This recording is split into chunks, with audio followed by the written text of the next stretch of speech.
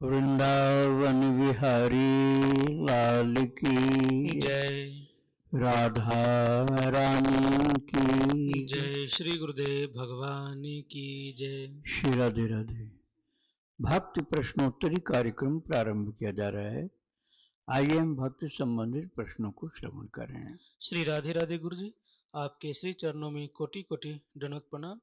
देहरादून से मोहन कांडपाल जी हैं। इनका प्रश्न है, गुरुजी मैं विगत 3 वर्षों से समय समय पर आपसे मार्गदर्शन लेता रहता हूं और 20-22 घड़ी आपकी कृपा से नाम जप की कोशिश करता हूं। खान पान भी शुद्ध है, फिर भी मेरे मन में राग, द्वेष, ईर्ष्या और अहंकार नहीं समाप्त हो रहे हैं।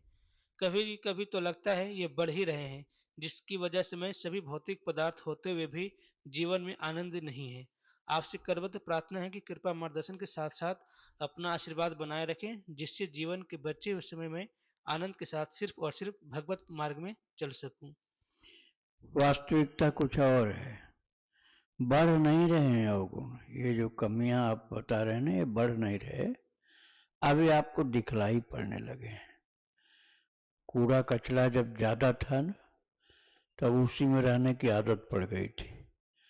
अब सात्विकता जब आने लगी है तो आपको जो सात्विकता की विपरीत चीजें हैं वो दिखलाई पड़ने लगी हैं कि हमारे अंदर ये अवगुण है, ये अवगुण है, ये अवगुण है। तो अपने अवगुण दिखलाई पड़ना ये अच्छा होता है। उससे फायदा ये होगा कि आप उनसे जल्दी मुक्त हो जाओगे और आप उनको अपने से हटाने की अर्थात उनसे बचने की कोशिश में लग जाओगे।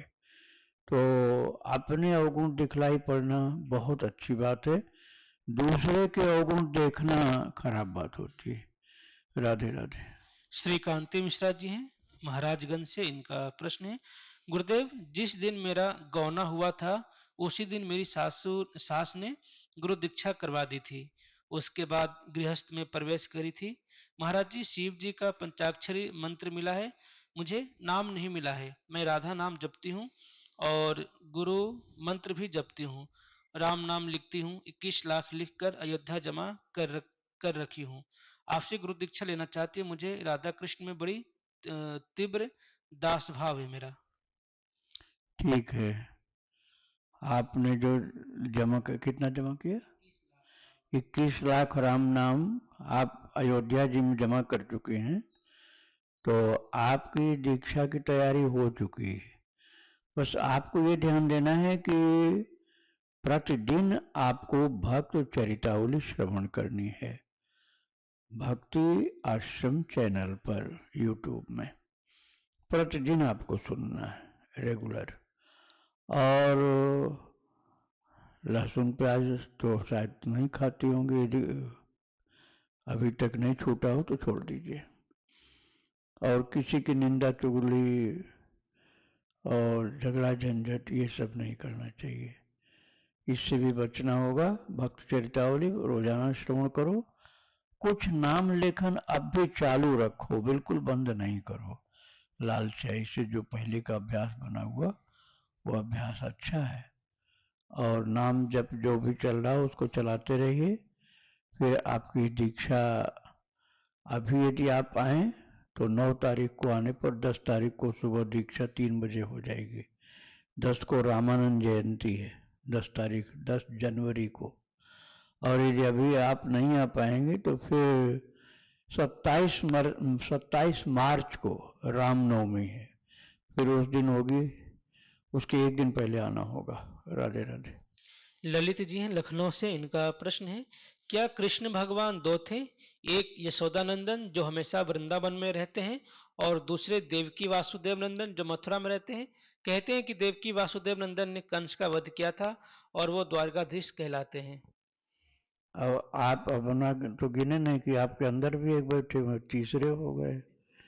और सबके जितने घर के लोग हैं सबके अंदर एक एक बैठे, वो गिनती नहीं कितने रूप हैं उनके। अनेक रूप रूपाय विष्णवे प्रभु विष्णवे। भगवान के हरि अनंत, हरि कथा अनंता, कहीं सुनहि सब विधि सब संता। भगवान कितने रूप में, कितने कृष्ण है, कितने राम है? हरि अनंत, अनंत है, हरि अनंत, हरि कथा अनंता, कहीं सुनहि बहुविधि सब संता। आप जब मानस पढ़ेंगे ना तो उत्तरकांड में लिखा हुआ है, काक भूसुंडी बहुत से ब्रह्मांड में घूमे थे। ऐसी राम जी ने शक्ति दी थी कि वो उड़ते ही जा रहे थे, उड़ते जा रहे थे, पीछे राम जी की भुजा लगी हुई थी। उनको लग रहा था कि अब मुझे पकड़ लेंगे, अब मुझे पकड़ लेंगे, तो बहुत शक्ति से भाग रहे थे और अनेक ब्रह्मांड में गए, और हर ब्रह्मांड में उनको अलग अलग राम जी दिखलाई पड़े, किंतु वो सब एक रूप के थे। वही लीला उनकी चल रही थी, हर ब्रह्मांड में अलग अलग अयोध्या थी। तो भाई भगवान के अनंत रूप हैं और सब हैं एक ही। अनेक रूप धारण कर लेते हैं किंतु हैं एक ही। भगवान कृष्ण कोई बहुत से नहीं, एक ही अनेक रूप धारण करके लीला करते हैं। अब आप महाराष्ट्र तो सुने ही होंगे, महाराष्ट्र भागवत जी में जब महाराष्ट्र हुआ तो जितनी गोपी थी उतने कृष्ण हो गए थे, जितनी गोपी उतने कृष्ण। अब बताओ, आप वृंदावन का एक मानते हो, एक मथुरा का मानते हो, एक द्वारकापुरी की मानते हो, और यहाँ तो कृष्ण के महाराष्ट्र में हर गोपी के साथ एक एक कृष्ण थे। तो अनंत रूप प्रभु का है, एक ही है प्रभु। वो चाहे अवतार काल में लीला धारण करते हैं, अवतार काल में लीला धारण करते हैं, और बिना अवतार के क्या भगवान नहीं रहते हैं? अरे बिना अवतार के भी रहते हैं। भगवान नहीं रहेंगे तो सृष्टि खत्म हो जाएगी, भगवान जा ही नहीं सकते कहीं, बस प्रकट होते हैं। प्रभु कहते हैं कि मैं युग युग में संभवाम युगे युगे, युग युग में मैं प्रकट अपने को करता हूं, रहता सदा हूं। अब जब भगवान अंतर्धान हो गए, युगावतार कल्पावतार आदि की लीलाओं को पूर्ण करके, तो फिर बाद में सूरदास जी को दर्शन दिया, मीरा जी को दर्शन दिया, तुलसीदास जी को दर्शन दिया, अनेक संतों को दर्शन दिया। मीरा जी का चरित्र 51 भाग में सुनाया है मैंने। अब मीरा जी तो अभी 500 साल पहले थी, और कृष्ण अवतार कब हुआ? 5000 साल पहले, 5000 साल पहले कृष्ण अवतार हुआ, और मीरा जी को दर्शन मिला 500 साल पहले। तो भगवान दूसरे आ गए क्या? अरे वही भगवान है, कभी अवतार लेने की लीला करते हैं और कभी बिना अवतार के ही प्रकट होते रहते हैं। श्री राधे राधे। सुधा पांडे जी हैं गया बिहार से, इनका प्रश्न है, माला के मनका को नीचे उतार के जपा जाता है या ऊपर की तरफ करके? देखो ऐसे ऐसे करते हैं, मतलब ऊपर से नीचे ले आते हैं। जब माला आपके हाथ में है, केवल ये उंगली नहीं लगती, तर्जनी नहीं लगती, और सब उंगलियां लगती। जैसे आपके हाथ में माला यहाँ है, तो माला को ऐसे करेंगे, ऐसे, अर्थात ऊपर से नीचे करते, ऊपर से नीचे माला को लाई जाएगी, नीचे से ऊपर नहीं करेंगे। नीचे से ऊपर करोगे तो उल्टा हो गया, ऊपर से नीचे करेंगे और तर्जनी उंगली नहीं लगेगी। बस इतनी बात ध्यान देंगे। राधे राधे। इनका दूसरा प्रश्न है, आचमनी क्या होता है? आचमन मुख शुद्धि के लिए होता है।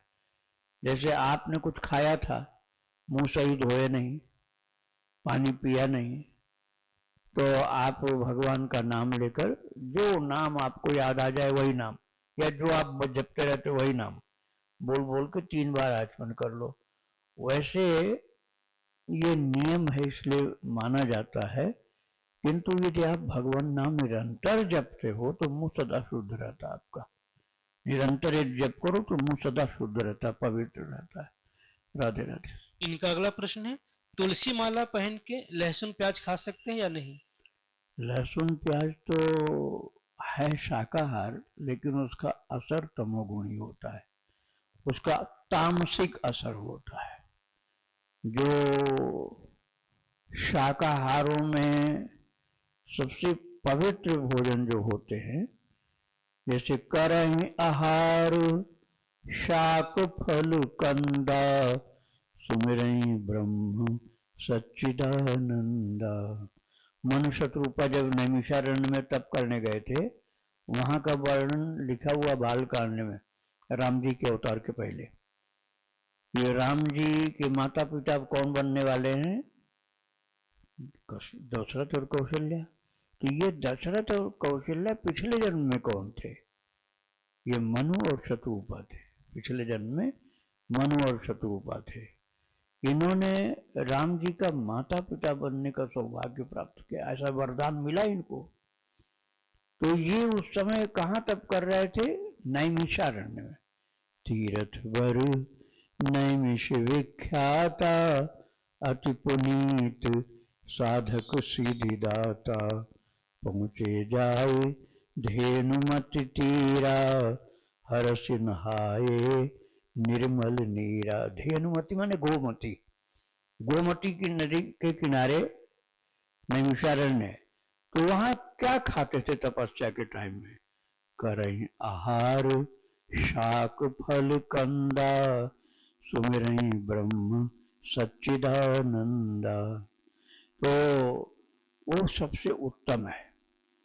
वैसा नहीं बन पा रहा है तो आप दूध पी सकते हो, मट्ठा दही खा सकते हो। तो इन श्रेणियों में शाकाहार में ही दुर्गंध युक्त है प्याज लहसुन। प्याज लहसुन में दुर्गंध बहुत खराब होती है। एक कारण ये है जिससे उसकी ओरिजिन खराब है, उसकी उत्पत्ति जो हुई थी उसका वर्णन जो मिलता है वो अशुद्ध हुआ था। उसको नहीं मैं बोलना चाहता हूँ, अशुद्ध प्रकार से उत्पत्ति हुई थी। किंतु शाक है, वो मांसाहार नहीं है तो शाक, लेकिन उसकी उत्पत्ति और दुर्गंध के कारण वो तमोगुणी माना जाता है। तो लहसुन प्याज मत खाओ।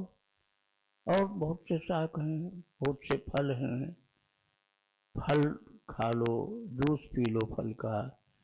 नहीं रह पाते हो तो आप दूध पी लो, दही खा लो। श्री राधे राधे। इनका अगला प्रश्न गुरु जी, कुंज, निकुंज, साकेत धाम, गोलोक धाम, यह सब क्या है? यहाँ क्या अलग अलग लीलाएं होती हैं? अलग अलग गोपियां रहती हैं, जैसे माधुर्य भाव के, सचरी भाव के या कांत भाव के? अलग अलग कुंज में अलग अलग भाव के लोग रहते हैं या एक ही लीला होती है सब जगह? श्री राधे राधे। नहीं, अंतर होता है। निकुंज केवल प्रिया प्रियतम का होता है। प्रिया प्रियतम का तात्पर्य राधा कृष्ण। भगवान श्री राधा कृष्ण जिस वल्लरियों के द्वारा और सुंदर सुंदर वितानों के द्वारा, पुष्पाच्छादित उद्यान के द्वारा जो बहुत ही मधुमय, सुगंधमय, परम पवित्र दैवी गुणों से ओतप्रोत एक कुंज होता है जिसमें कृष्ण राधा विराजते हैं, उसको निकुंज कहा जाता है। और यदि उसमें गोपियां भी रहती हैं अर्थात अष्टसखियां, मंजरियां, तो उसको कुंज कहा जाता है। राधा कृष्ण रहते हैं तो निकुंज कहा जाता है। ये भगवान के धाम में, जैसे भगवान श्री वृंदावन धाम में लीला करते हैं तो अवतार काल में भी होता है और अवतार काल के अलावा भी होता है, बस दिखलाई नहीं पड़ता है। देखते हैं वो जो महान सिद्ध पुरुष होते हैं, जैसे श्री स्वामी हरिदास जी थे। तो हरिदास जी महाराज को तो अभी अकबर के शासनकाल में वो थे, तो उस समय अकबर उनका दर्शन भी करने आया था स्वामी हरिदास जी का। तो अकबर के ऊपर उन्होंने कृपा करके दिखला दिया था। अब वो क्यों उनके ऊपर कितने कृपालु हो गए, वो तो संत की बात संत वही जाने, लेकिन उन्हें तो निरंतर दिखता था। और तानसेन को, बैजू बावरा को, इन लोगों को भी दर्शन कराया था निकुंज और कुंज का। और महाराज रसखान जी को तो होता ही रहता था। रसखान जी को कुंज निकुंज का दर्शन वृंदावन धाम में होता ही रहता था। उन्होंने लिखा है रसखान जी महाराज ने कि मैं बहुत ढूंढा, राधा कृष्ण का दर्शन नहीं मिला, परेशान होता रहा। तेरत हेरत हारि थक्यों, रस खान बतायो न लोग लुगायन। देखो दुर्वह कुंज कुटीर में, बैठो पलोटत राधिका पायन। रसखान जी सख्य भाव के थे, लेकिन कृपा कितनी हुई कि उनको माधुर्य का भी दर्शन मिला, और वो दर्शन मिला जो अद्भुत माधुर्य का था। देखो दुरे वो कुंज कुटीर में, बैठो पलोटत राधिका पायन। सेवा कुंज के ऐसे कुंजों के बीच में निकुंज का दर्शन मिला, जहां श्री राधा रानी के चरण कमल को कन्हैया अपने हाथ में लिए हुए बहुत प्यार करते हुए बैठे दिखलाई पड़े। अब बताओ, ये माधुरी भाव वालों को भी नसीब जल्दी नहीं होता, वो सख्य भाव वाले को मिल गया। वो सख्य भाव वाले को मिल गया, तो सख्य भाव को छोटा कैसे माना जाएगा। कृष्ण जब कृपा करेंगे तो दर्शन मिल ही जाएगा, चाहे किसी भाव के आपको। श्री राधे राधे। गुरु इसमें गोलोक धाम और साकेत धाम का भी पूछ रहे थे कि उस वहाँ कौन सा लीला होता है, वहाँ कौन देते। तो ये कुंज निकुंज वाला जो है, जैसे श्री धाम में ऐसे ही जिसकी निष्ठा हो पक्की, भगवान उसके ऊपर द्रवित हो गए हों, रीझ गए हों, तो यही निकुंज कुंज का दर्शन उसको भगवान के नित्य धाम में होता है, जिसको नित्य वृंदावन कहते हैं। उसी का एक स्वरूप है वैकुंठ, उसी का एक स्वरूप है साकेत, उसी का एक स्वरूप है गोलोक, भगवान का ही धाम है। गीता जी में तो ठाकुर जी ने एक ही बात कह दी, एक भी नाम नहीं लिया, न गोलोक नाम लिया, न साकेत कहा, और नित्य वृंदावन भी नहीं कहा, और वैकुंठ भी नहीं कहा। क्या कहा? यद गत्वा न निवर्तन्ते तद्धाम परम मम। 15वें अध्याय में है, गीता जी के 15वें अध्याय में भगवान ने कहा, यद गत्वा न निवर्तन्ते तद्धाम परम मम। जहां जाने के बाद कर्म बंधन भोगने के लिए फिर से नहीं आना पड़ता जीव को, अर्थात उसका पुनरागमन समाप्त हो जाता है, वो मेरा परम धाम है। और उस परम धाम का नाम चाहे जो जो अपनी पसंद से रख लो, भगवान ने गीता जी में उसको परम धाम कहा है। राधे राधे। इनका आखिरी प्रश्न है, क्या तबियत ठीक न रहने पर शौच आदि के बाद बिना नहाए केवल हाथ पैर धोकर भगवान को स्पर्श करके माला जप सकते हैं? बिल्कुल कर सकते हो भाई, शरीर तो मिट्टी का है, और प्रकृति के थपेड़े को शरीर झेल नहीं सकता हमेशा। बड़ी मजबूत बॉडी हो, सुगठित, तो कुछ दिन चल जाता है, नहीं तो बीमारियां आती ही आती हैं। तो क्या हम बीमारियों के कारण भजन छोड़ दें तो बहुत बड़ी मुश्किल हो जाएगी, सारी आयु खराब हो जाएगी। घाटा का सौदा है कि बीमारी आई और हमने भक्ति छोड़ा। अरे बीमारी आई तो और भक्ति बढ़ाओ, क्योंकि मरण का संकेत है बीमारी। आयु छीज रही है, मृत्यु आ रही है, ये बीमारी बतला रही है। तो हमको भजन और ज्यादा करना है, और आपको अपने पास ठाकुर जी हैं तो हाथ धो लिया, बस हो गए शुद्ध। और यदि ठीक ठाक शरीर है तो पूरा स्नान करो, नहीं बीमार पड़े हो हाथ धो लिया, और कर सकते हो पैर धो लिया, और कपड़ा बदल सकते हो कपड़ा बदल लो, मुंह धो लो, जितने में शरीर की सेवा आप कर सकते हो उतना कर लो। भगवान को नहीं छोड़ना है, भगवान ही तो एक ऐसे जिनको पकड़े रहना है, और सब छूट जाए तो छूट जाए, लेकिन भगवान को तो पकड़े रहना है, हर परिस्थिति में पकड़े रहना है। तो कोई भी ऐसी स्थिति शरीर की नहीं होती जब भगवान का भजन छोड़ दे। राधे राधे। सलेमपुर से पार्वती गुप्ता जी, इनका प्रश्न है, हर धाम पर हर जगह पर तुलसी जी की माला बिक रही है, कौन इसमें असली है और कौन नकली हम नहीं जानते। वह तुलसी जी की माला असली समझ करके पहनते हैं, क्या हमें उसके पहनने से या तुलसी माला की जप माला से जप करने से क्या हमें वही फल मिलेगा जो हमें असली तुलसी की माला से मिलता है? बिल्कुल आपकी भावना जो है तो आप संदेह मत करो, और वैसे आप यदि शुद्ध बनवाना चाहते हो तो जैसे वृंदावन धाम में आप आओगे तो यहाँ आप बनाते हुए आप देख लोगे, बनी बनाई जो बेचते हैं उसमें आपको डाउट हो सकता है, लेकिन जो तुलसी की डंडी को आपके सामने बना रहा है वहाँ बैठ जाओगे आधा एक घंटा और कह दो भैया हमारे सामने बनाओ, वो कहेगा बनी बनाई है ना, हमको लेना ही नहीं, आप जो बनाओगे हमारे सामने हम वही लेंगे। तो आप समय निकाल के बैठो तो फिर संदेह आपका खत्म हो जाएगा। राधे राधे। सलेमपुर से कृति गुप्ता जी, इनका प्रश्न है, मैं एक बीएससी की छात्रा हूँ, मैंने दीक्षा नहीं ली है, श्री जी की कृपा से मैं थोड़ा नाम जप करती हूँ, मैंने 1 राउंड की तुलसी जी की माला अपने से प्रसादी करके पहन रखी हूँ, अब मुझे डबल राउंड की तुलसी जी की माला पहनने की इच्छा है, तो क्या मैं डबल राउंड की तुलसी जी की माला पहन सकती हूँ? डबल राउंड की तुलसी जी की माला पहनने के नियम क्या होते हैं, और क्या इसको पहनने के बाद लहसुन प्याज खा सकते हैं? इनका भी नहीं, यही छोड़ना पड़ेगा आपको। माला तो आप पहनने को तैयार हैं, लेकिन लहसुन प्याज क्यों नहीं छोड़ना चाहते, ये बात समझ में नहीं आई। उसका स्वाद क्या इतना ज्यादा जरूरी है कि आप भगवान को छोड़ सकते हो, लहसुन प्याज नहीं छोड़ सकते हो? नहीं, लहसुन प्याज छोड़ो, एकदम निश्चय करो, पक्का निश्चय करो नहीं खाना।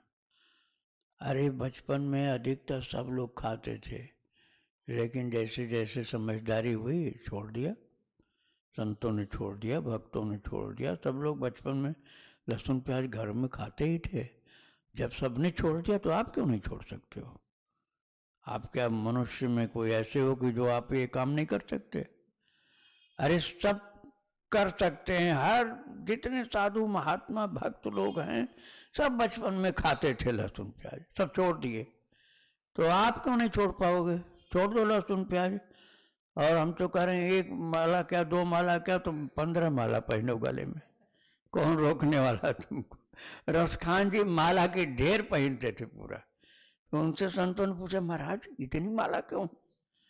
बोले देखो भैया, जिसके पास पाप ज्यादा होगा तो उसके लिए नाव भी बड़ी चाहिए, हमारे पास ज्यादा पाप है ना, तो उसको पार करने के लिए इतनी माला की नाव बनी हुई। तो भाव उनका कहने का तो उनका यह था कि हम पापी हैं, लेकिन वो पापी मान, जन्म हुआ था पठान के घर में, किंतु भक्ति में तो फिर जाति खत्म हो जाती है, फिर जाति देखना भक्त का तिरस्कार करना है। चैतन्य महाप्रभु ने यवन हरिदास को गोद में उठा के नृत्य किया था, मुसलमान के बच्चे को साधुओं में भी शिरोमणि मान के, और कहा चरणामृत पान कर लो तुम लोग। ब्राह्मणों को भी कहा कि तुम सब ब्राह्मणों का उद्धार हो जाएगा इस महान संत के चरणामृत का पान करने पर। महाप्रभु तो खुली बात बोलते थे कि भक्ति से बड़ी कोई चीज नहीं होती, जाति से क्या होगा? कर्मकांड में भले उलझे रहो, भक्ति में जाति नहीं काम देगी, तुम्हारी भक्ति तुम्हारा प्रेम काम देगा। तो आप रसखान जी को तो सुनते हैं कि मुसलमान थे, लेकिन इतनी भक्ति थी, इतनी दीनता और इतना प्रेम था कि उनको तुलसी अच्छी लगती थी, कन्हैया की प्रसादी है इसलिए पहनते थे।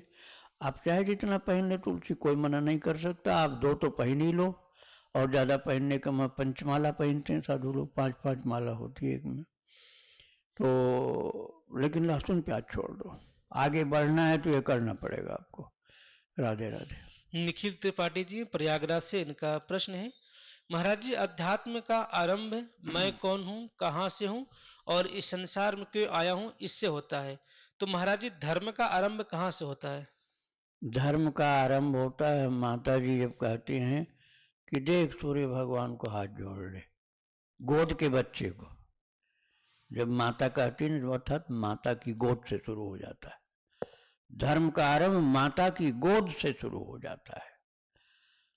ऐसे जैसे जैसे आगे बढ़ोगे आध्यात्मिकता जगेगी, पाठशाला में कर्मकांड आएगा, संत के पास पहुंचोगे तो भक्ति आएगी, प्रभु का ध्यान जप सुमिरन सेवा करोगे तो प्रेम उत्पन्न हो जाएगा। संतों का चरित्र भक्तों का चरित्र सुनोगे एकदम अनुराग उत्पन्न होगा, बहुत तीव्र प्रेम होगा और फिर आंखों से आंसू झड़ना शुरू हो जाएंगे।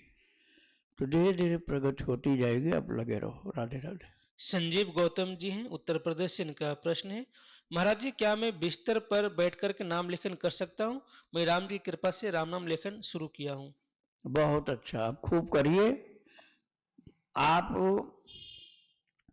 पवित्र बिस्तर पर बैठ करके खूब लेखन करिए, और यदि वो कार्य और ज़्यादा शुद्ध आप करना चाहते हैं तो मंदिर में बैठ के करिए, भगवान के पास बैठ के करिए, तुलसी के गमले के पास बैठ के करिए, गंगा जी के, यमुना जी के, नदियों के किनारे बैठ के करिए। आप जितना ज़्यादा शुचौदेशे प्रतिष्ठाप्य स्थिरमासनमात्मनः, गीता जी के 6ठे अध्याय में भगवान ने कहा शुचौदेशे। शुचौ मतलब पवित्र।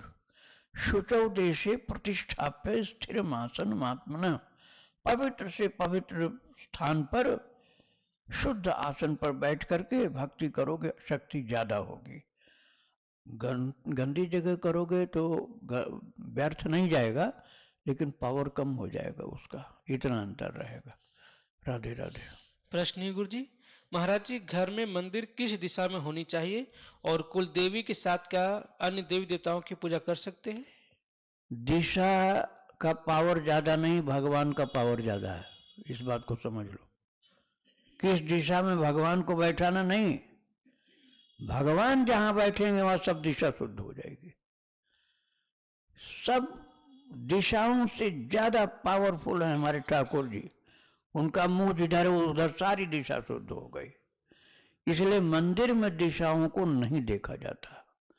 जहां मंदिर नहीं है, अपने घर में हो, किसी मैदान में हो, किसी तीर्थ में हो, मंदिर नहीं है वहां, तब दिशा को पूछना चाहिए। और जब मंदिर के अंदर बैठे हो, ठाकुर जी की ओर मुंह कर लिया, सबसे अच्छी दिशा है वो, और कुछ नहीं सोचना। राधे राधे। प्रश्न है गुरु जी, गुरुदेव मासिक धर्म को लेकर है कि बड़े बुजुर्ग लोग कहते हैं कि मासिक धर्म में 3 दिन तक किसी भी चीज को स्पर्श नहीं करना चाहिए। ऐसे में अब आजकल कोई भी इस चीज का पालन नहीं करते हैं, और ऐसी परिवार और समाज में रहते हैं कि ऐसे में क्या करें, कैसे अपने घर पूजा पाठ की शुद्धता को बनाए रखें? भाई शुद्धता तो भगवान के कीर्तन से होती है। शुद्धता पवित्रता भगवान के नाम कीर्तन से होती है। मासिक धर्म वाली बात से को लेकर के इतनी शुद्धि अशुद्धि को मत सोचो। यदि भगवान के नाम का कीर्तन तुमने शुरू कर दिया तो ओम पवित्र पवित्रो वा, जो मंत्र पढ़ते हैं ना कर्मकांड में, तो सर्वावस्था गतोपिवा ये स्मरेत पुंडरीकाक्ष स बाह्याभ्यंतर शुचि। सर्वावस्था में सर्वावस्था गतोपिवा, कोई भी अवस्था हो। जब मंत्र में बोला जा रहा है कि कोई भी अवस्था हो, सभी अवस्थाओं में हो, तो तुम उसमें विभाजन क्यों करते हो? यह स्मरेत पुंडरीकाक्ष, भगवान पुंडरीकाक्ष को जो स्मरण करता है, स बाह्याभ्यंतर शुचि शुचि, तो भगवान को स्मरण जो करता है, कीर्तन कर रहा, स्मरण कर रहा, वो बाहर भीतर से शुद्ध हो गया।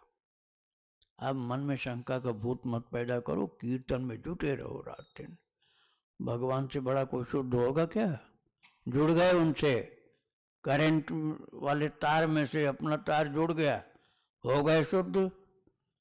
ज्यादा पंडिताई मत पढ़ो, भगवान की भक्ति में पढ़ो। राधे राधे। सनंदन जी, इनका प्रश्न है, सांवरिया सेठ मंदिर चित्तौड़गढ़ राजस्थान की क्या महिमा है? क्या प्राचीन है या किसी व्यक्ति विशेष द्वारा बनवाए गए हैं? और क्या नरसिंह मेहता जी का उनसे कुछ संबंध है? नहीं नहीं, नरसिंह मेहता वाली बात नहीं है। नरसिंह मेहता तो बहुत पहले हुए हैं, और वो हुए थे जूनागढ़ में, गिरनार पर्वत, जहाँ गिरनार पर्वत के पास जूनागढ़ में नरसिंह मेहता का जन्म हुआ। तो वहीं जंगल में शिव जी की कृपा हुई, शिव जी ने उनके सिर पर हाथ रखा और वृंदावन में आ गए, और वृंदावन से ठाकुर जी ने फिर वहीं पहुंचा दिया था। जो सांवलिया सेठ मंदिर है ना चित्तौड़ के पास में, बड़ा सुंदर है, भव्य है। वो एक टीला की खुदाई हुई थी, एक टीला था बड़ा ऊंचा। तो एक संत को भगवान ने स्वप्न में बताया कि इस टीले के अंदर मैं विराजमान हूं विग्रह के रूप में, तुम मुझको निकाल करके सेवा पूजा का विस्तार करो। तब उन्होंने संत जी ने उसको टीले को खुदवाया और वही मंदिर सांवलिया सेठ का बनवाया उन्होंने। राधे राधे। राधे राधे गुरुजी। श्री राधे। गुरुजी, ये अभी जैसे लहसुन प्याज की और तुलसी माला की बात चलती है, जैसे मेरे घर में भी ऐसे जॉइंट फैमिली है, तो मतलब जैसे मैंने तो किचन में नहीं यूज करती, ना घर में कोई खाता, पर बाकी भी तुलसी माला पहनना चाहते हैं, पर इस डर से कि मान लो घर में मान लो 4 सदस्य हैं और एक ने पहनी, पर बर्तन में तो वही प्रसाद बन रहा है, मतलब खाना जो खा रहे हैं, तो वो कह रहे हैं इससे कैसे बचे, मान लो बाकी घर के नहीं मान रहे और वो लहसुन प्याज का खाना बना रहे हैं, पर मैंने मान लो तुलसी माला पहन रखी है, तो फिर ऐसे में मैं क्या करूं फिर? मैं अपनी बात नहीं कर रही, मतलब बाकी सदस्यों की तरफ से प्रश्न है ये। राधे राधे। आपको ये ऐसी कोई जिम्मेदारी वाला पद है, जैसे माता है मान लो, और कोई रसोईया नहीं है, रसोई बनाने वाला कोई नहीं है, तो माता को बनाना पड़ेगा। छोटे छोटे बच्चे हैं और माता के पास कोई नौकर नहीं है जो भोजन बनाए, तो माता को भोजन तो बनाना है। कोशिश यही करे कि लहसुन प्याज छोड़ा दे, लेकिन यदि कोई नहीं छोड़ा है तो उसको भी भोजन भगवान का भोग प्रसाद दिया जाएगा, किंतु आप बनाओ भले, खाओ मत। कितना ही कोई कहे कि नहीं आप भी खा लो, या तो लहसुन प्याज जिस चीज में पड़ा है उसका भोग मत लगाओ। सब में तो पड़ता नहीं, सब्जी में शायद पड़ा होगा, सब्जी का भोग मत लगाओ। दाल चावल रोटी का भोग लगा लो, दही का या खीर का भोग लगा लो। सब्जी में यदि लहसुन प्याज पड़ा है तो सब्जी को उससे अलग रखो, और जो लोग नहीं मानते हैं उन लोगों को सब्जी दे देना। या तो 2 सब्जी बनाओ, एक लहसुन प्याज वाली, एक बिना लहसुन प्याज वाली। नहीं, बर्तन उसका अलग रखना पड़ेगा। लहसुन प्याज वाले भोजन को पकाने का बर्तन अलग रखना पड़ेगा। वैसे यह अनुचित है, खाना ही नहीं चाहिए। जहाँ मंदिर है वहाँ ये सब नहीं करना चाहिए। उसको कह दो भैया अपना बाजार में खा लेना तुम, यहाँ घर में ये सब मत करो। राधे राधे। राधे राधे गुरुदेव। श्री राधे। गुरुदेव, मैं आपसे अभी दीक्षा ली है मैंने जन्माष्टमी पे। तो जैसे मेरी जो सहेलियां वगैरह हैं वो पूछती हैं कि कौन सा संप्रदाय है, तो मैंने उन्हें बताया मैं रामानंदी संप्रदाय से दीक्षित हूँ। तो उन्होंने फिर और पूछा संप्रदाय के बारे में, तो मुझे थोड़ा सा याद था, आपने कभी बताया था कि माता सीता इसकी सबसे पहली गुरु ही और भगवान हनुमान जी को पहले शिष्य हुए। तो पर मुझे फिर थोड़ा सा कंफ्यूजन हुआ कि फिर भगवान राम रामानंद रूप में अवतरित हुए दोबारा। तो मुझे थोड़ा कंफ्यूजन है, आप एक बार अपने श्रीमुख से मुझे दोबारा संप्रदाय की महिमा बताएं। ठीक है, ठीक है। भगवान श्री रामानंदाचार्य जी महाराज ने जब 12 महाभागवतों की दीक्षा की थी, 12 महाभागवत की, तो उस समय अनंतानंद जी महाराज ने उनसे पूछा था। तो उन्होंने बताया था कि अपना जो मंत्र है राम जी की उपासना का, ये सीता माता ने कृपा करके सर्वप्रथम हनुमान जी को दिया था। अब ये भगवान रामानंद जी के अवतार के बहुत पहले की बात है, और रामानंद जी ने तो बताया है, लेकिन एक घटना बहुत पुरानी है। अब हनुमान जी को अयोध्या जी में अवतार काल, जब राम जी का अवतार हुआ था तब की बात, और उसके बाद जो हनुमान जी के अंदर तेज प्रकट हुआ, उससे ब्रह्मा जी को पता चल गया कि हनुमान जी को कोई दैवी शक्ति प्राप्त हुई। तो ब्रह्मा जी उनको खोजने लगे। अब वो हनुमान जी निरंतर सेवा में रहते थे, इसलिए वो मिल नहीं पा रहे थे। तो सरयू तट पर जाकर बैठ गए कि जल लेने आएंगे, तब वहां मिल गए ब्रह्मा जी। ब्रह्मा जी ने बड़ी विनती की, अब आप मेरी दीक्षा करिए। तो हनुमान जी ने ब्रह्मा जी की दीक्षा की थी। अब इस प्रकार से ब्रह्मा जी ने कुछ ऋषियों को दिया, तो परंपरा वो चलता गया आगे किंतु प्रारंभ हुआ था सीता जी से, इसको श्री संप्रदाय बोलते हैं, श्री संप्रदाय। अब रामानंद जी का नाम बाद में आया उसी परंपरा में, तो वो शब्द और जुड़ गया, श्री रामानंदीय संप्रदाय, श्री रामानंदी। अब श्री संप्रदाय है प्राचीन, रामानंद जी से पहले से चल रहा, तो उसमें रामानुजाचार्य जी आए, तो रामानुजाचार्य जी ने लक्ष्मी नारायण की उपासना की, बस वहाँ सीता जी को लक्ष्मी रूप में, राम जी को नारायण रूप में माना जाता है वही, तो वहाँ श्री रामानुजी संप्रदाय, रामानुजी वैष्णव संप्रदाय, रामानंदी वैष्णव, श्री रामानंदी वैष्णव संप्रदाय।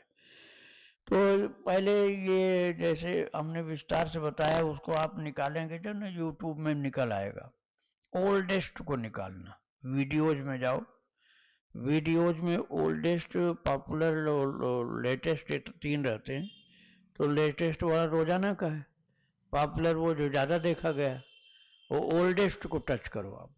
तो जो सबसे पुराना है 8 साल पहले का है, उसमें हमने बेस के रूप में पहले संप्रदाय का परिचय दिया है, वहाँ आपको विस्तार से सब मिल जाएगा।